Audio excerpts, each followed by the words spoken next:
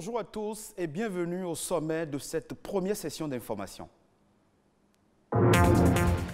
Célébration du 60e anniversaire de l'accession du Bénin à la souveraineté nationale, c'était hier. À l'aune de ce second demi-siècle d'indépendance, les Béninois nourrissent de gros espoirs pour la gastronomie béninoise, un patrimoine culinaire susceptible d'être un pilier de la croissance économique.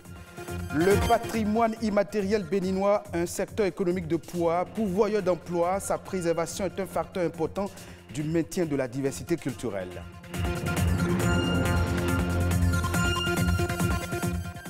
Accident vasculaire cérébral, les femmes enceintes ne sont pas épargnées. Cependant, des précautions existent et peuvent être prises pour prévenir la survenue de la pathologie. Un médecin neurologue nous éclaire dans ce journal.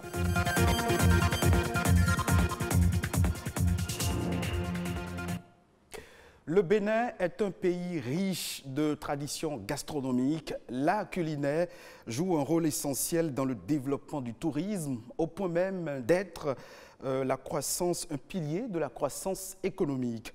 Et justement, des initiatives privées sont prises pour valoriser et révéler aux Béninois les mets traditionnels du terroir. À l'aune des 61 ans d'indépendance du Bénin, à la souveraineté nationale, je vous emmène à la découverte du patrimoine culinaire du Bénin à travers ce reportage. C'est dans cette cuisine que Valérie, restauratrice, vit au quotidien sa passion pour l'art culinaire.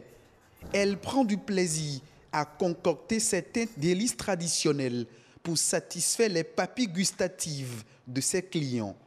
Son goût pour la cuisine vient de la diversité des recettes culinaires dont regorge le Bénin, son pays. Des recettes malheureusement en voie de disparition. Il y a le yoyoué. Yoyoué, c'est un plat toujours à base de farine de maïs qui est souvent consommé à Abomey, Boycon et autres. Je n'en trouve plus souvent. Il y a le avata que beaucoup de la jeune génération ne connaît même pas ce que c'est. C'est une recette faite à base de feuilles de manioc et toujours de farine. Il y a aussi ablo-yoki. Il y a tellement de recettes qu'on ne trouve plus aujourd'hui facilement. Il faut aller chez sa grand-mère, il faut aller au village pour les retrouver et c'est dommage. Affectés par la disparition de ces mets, autrefois prisés par nos grands-parents, Valérie et Lorraine font partie du nombre restreint d'amoureux de l'art culinaire qui ont décidé d'offrir aux consommateurs des plats venus de toutes les régions du Bénin. Tout de suite, quand nous avons sorti notre carte pour le restaurant, beaucoup étaient étonnés de voir le nombre de plats béninois que nous avons mis sur la carte. Et c'est ça qui fait qu'ils viennent souvent, puisqu'ils ne l'ont pas ailleurs. Je fais partie quand même de ceux-là qui ont osé dire on peut faire ça dans un restaurant. Et ça a vraiment pris. C'est une initiative qui enchante les passionnés des mets locaux. C'est le cas de Herman, qui s'offre le plaisir de déguster presque tous les jours des plats typiquement béninois. Oui, là, vous me surprenez en train de manger du djongoli au poulet, un plat béninois, comme vous le voyez. Et moi, j'ai souvent du plaisir à prendre les plats béninois. Herman est aussi bien conscient que la gastronomie béninoise souffre d'un manque de visibilité. La gastronomie béninoise a une grande valeur, mais une valeur qui, malheureusement, je pense qu'elle est sous-cotée, même à l'intérieur du Bénin. Quand vous prenez une béninoise, elle peut faire facilement des pâtes alimentaires, du macaroni et tout. Vous prenez une européenne, une italienne ou bien je ne sais pas, elle ne peut pas vous faire du djongoli par exemple. Donc on manque vraiment d'une culture réelle à l'exploitation.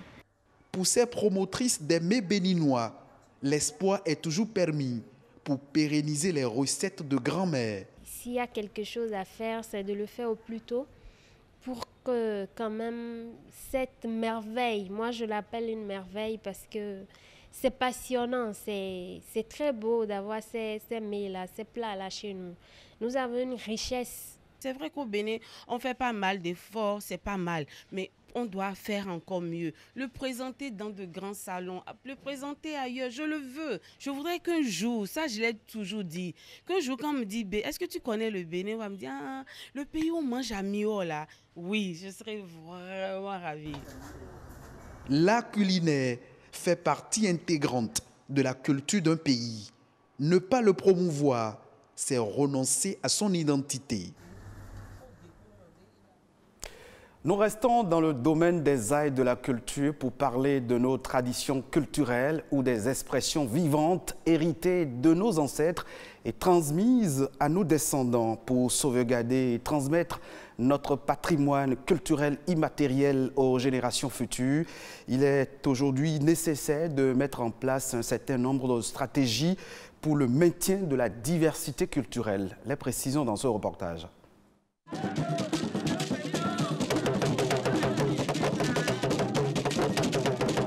Ceci est un exemple de ce qu'est le patrimoine culturel immatériel. Encore appelé patrimoine vivant, c'est la principale source de la diversité culturelle. Dans le patrimoine, vous avez héritage.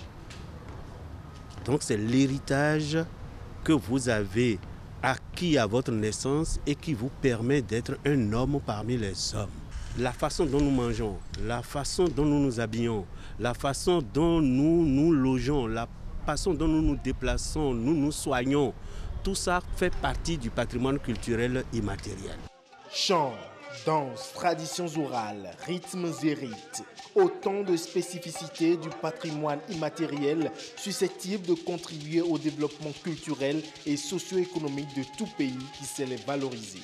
Sans la promotion réelle de la culture en général, une nation ne peut jamais prétendre se développer. On peut organiser un festival international pour faire venir des gens au Bénin pour découvrir ce vestige-là qui est en forte disparition. Lorsque ces visiteurs viennent, on peut, sur la base, j'ai parlé de Masgelele, produire ce qu'on appelle des objets de souvenirs qui sont vendus aux étrangers et tous les touristes aujourd'hui adorent retourner chez eux avec un objet de souvenir de la destination qu'ils ont visitée. Cette richesse culturelle mérite d'être sauvegardée et transmise de génération en génération au risque de perdre sa valeur au fil des années.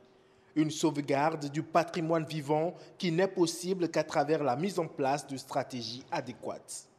En termes de stratégie, premièrement, il faut introduire les langues béninoises dans notre système éducatif béninois. Il est temps que nous ayons un institut de recherche culturelle qui soit une institution respectable par les moyens qu'on y met et les ressources humaines qui les animent. Prendre conscience du rôle de ce patrimoine dans la construction des identités culturelles et dans les meilleures connaissances de soi s'avère un atout. L'enjeu est de le sauvegarder afin de le transmettre aux générations futures, seul gage pour un développement certain. On parle santé à présent, c'est un trouble vasculaire cérébral qui touche les vaisseaux sanguins qui conduisent le sang au cerveau. L'attaque cérébrale est la première cause de démence, la deuxième cause de démence et première cause de handicap acquise. Après la maladie d'Alzheimer, la femme en état de grossesse peut-elle être atteinte de cette maladie? Oui, nous répondrons. Les médecins Richard Rouizé, médecin neurologue, nous donne un aperçu des facteurs de risque des AVC chez la femme enceinte et surtout comment l'éviter. L'AVC chez la femme enceinte est heureusement très rare. C'est une pathologie qui, même quand c'est rare, est liée à certains facteurs de risque.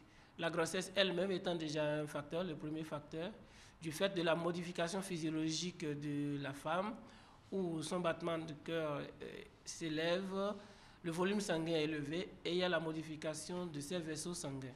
Il y a d'autres facteurs qui sont liés, qui sont propres à la grossesse qu'elle porte, tels que l'hypertension gravidique, la prééclampsie.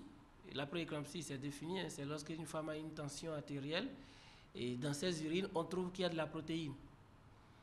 Et puis, il y a l'éclampsie, et qui est une complication de la prééclampsie, une femme qui a une tension où on trouve les urines et qui fait les crises épileptiques. Par exemple, lorsque vous avez une éclampsie, ce n'est pas l'AVC qui serait la cause du décès fœtal, ce serait plutôt l'éclampsie. Et d'ailleurs, dans la prise en charge, lorsque l'AVC vient, il faut maintenir la tension normale pour éviter que le bébé soit hypoperfusé. L'AVC n'est pas une fatalité pour la femme enceinte. Et lorsqu'une femme enceinte a les facteurs de risque que je viens de citer avant de tomber enceinte.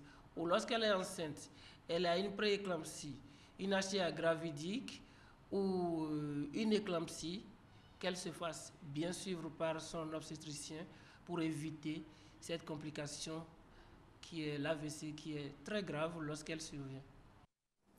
On reste toujours dans le domaine de la santé. L'épidémie de la peste porcine africaine n'épargne pas le Cameroun.